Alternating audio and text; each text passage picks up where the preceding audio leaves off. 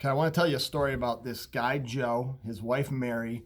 She was pregnant. There was a bunch of stuff going on in their city, and she had to sleep in an inn, or there was no room in the inn, so she had to sleep in the barn, actually had a baby there. So that's the first thing. Now, what do these things have in common? The cost of a hotel room during the Super Bowl weekend, the cost of an Uber maybe after a big sporting event, a spiral ham just before Christmas. All of these things, the price on those go up as there's more demand for it. So if there's limited supply and a lot of demand, what you see happen is pricing goes up. And in the lending world, we have the exact same thing that happens. There's not an infinite amount of mortgages that can be done on a day. There is a capacity or constraints as to how much can be done there. So regardless of what's happening in the market, even though the 10-year may be continuing to fall or some of the bond things continue to fall, it does not always mean that mortgage interest rates are going to move lockstep with that. There are times that you may see things happen and the market kind of reacts differently, or you actually see pricing go up. And one valve or kind of one spigot or one lever that a mortgage company has to slow down production is where their interest rates are at.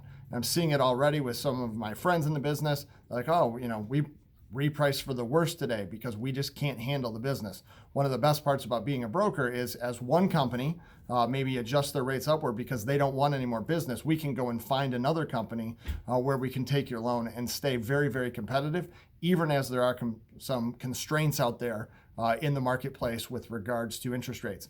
And what I'd like to think about is right now, you can think about interest rates as a beach ball. And if you've ever tried to push a beach ball down underwater, it takes a tremendous amount of pressure.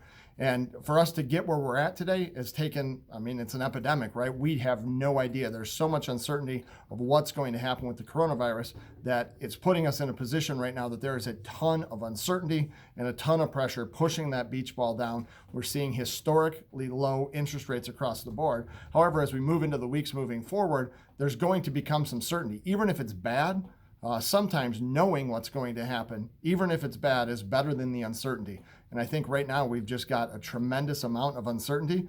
So what I would tell you is if you're thinking about a mortgage, talk to somebody that you trust, that you believe you can get good advice about. I would encourage you to, if you're just out there playing around online, you've got some people that believe the only thing, or that believe you're not smart enough to look at the overall loan, the cost of the loan, how quickly you can close, can you close, and they think you're just concerned about interest rate.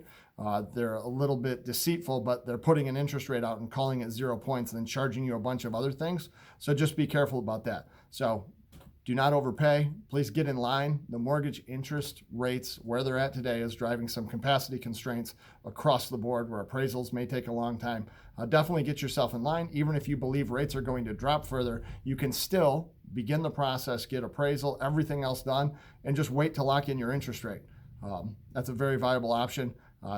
Just what I would say is it's still a fantastic time to refinance. Please take advantage and do not get taken advantage of. There are capacity constraints and a great time to get in line. Any questions, concerns, please reach out to myself. I will give you great advice. That's it. Thank you. Have a great day.